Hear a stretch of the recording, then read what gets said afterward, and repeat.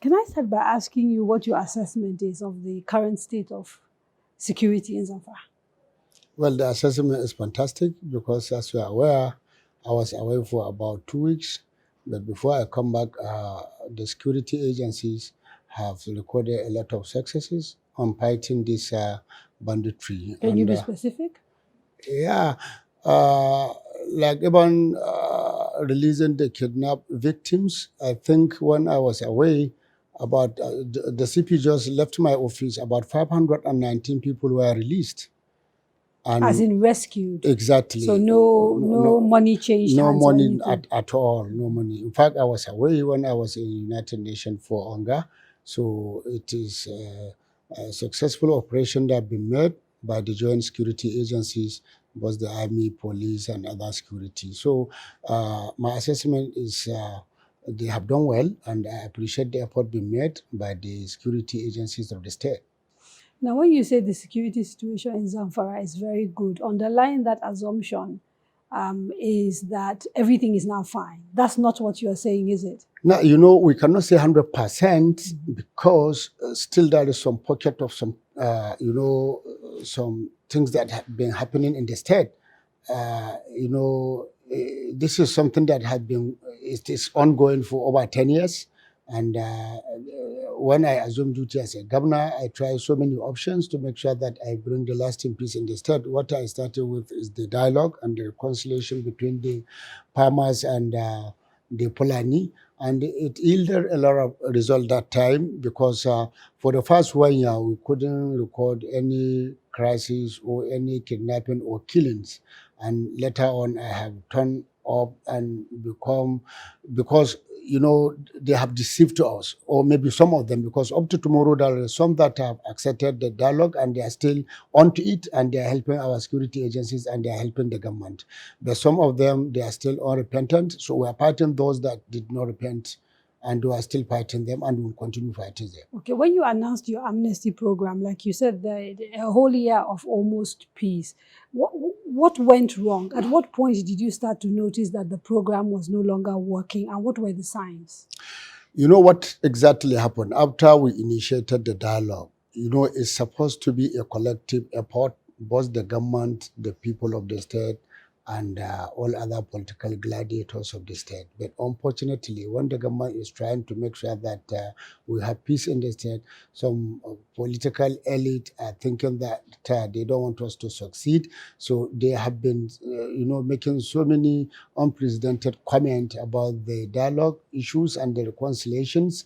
And some of them that has connections with those criminals, they have been telling them all sort of things so that they shouldn't believe with the government amnesty and reconciliations. So other bandits has buy their idea, so they go back to their normal activities. So from there, we have been calling them to make sure that they accepted what we have agreed upon, but some of them refused. But yet some still have accepted the dialogue and the reconciliation, and we are working with them because most of the information that we are getting and most of the success that we are getting is through those repentant bandits, because already they are the one who know the route and the tactics that their people have been doing before going to attacks, and we're still using them to achieve what we want. Now, you made what is a very serious allegation in answering that last question, because you seem to imply that there are politicians that have politicized the issue of insecurity in Zamfara and are playing a role in perpetuating insecurity. I still maintain that, and I mean it. Because we have some record, we have some, you see, like some of the informants that were arrested, we have over 2,000 informants that are under custody of security, and some of them have made a lot of, comments. Some of them have opened up to the government and the security agency. Some of them, even on their writing of their statement, they indicted so many people, which we are going to talk about that. What are the specific allegations that they are making? That some of the politicians are done funding them, some of the politicians are done who are giving them targets, some of the politicians are done calling them that both the state government and federal government are not serious on what we promised to them. Because, when we initiated the dialogue, there are some requested things that they have made to the government, both the state and federal government, like, construction of this Ruga project and some social amenities to them, like cattle rearing, ranch, farmland, and most of the land in the state. Some of the politicians has already taken over all the land, all the root of the cattle and some of the ranches. So the government already, we have revoked all land titles of the state.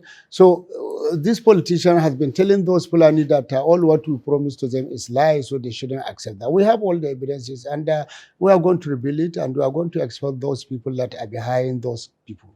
Okay, but already in 2019, when you first came into government, one of the first things you did was to set up a committee led by the former Inspector General of Police, MD Abubakar, a native of Zamfara State. And they came back to you with a comprehensive report, which includes some of these things that you're talking about, and they made specific recommendations.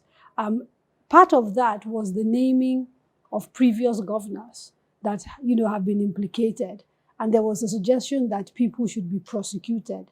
We haven't seen any prosecution. No white paper has come out of that report, but this is just one of many multiple recommendations that have been made.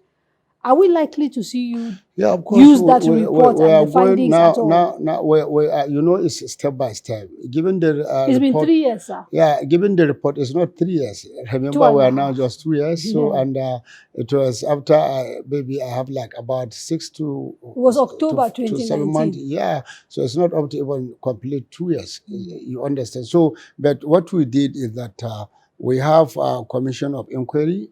We have done a white paper, and we have a commission of inquiry where they are working about the report, and immediately after submitting their report, we are going to implement it.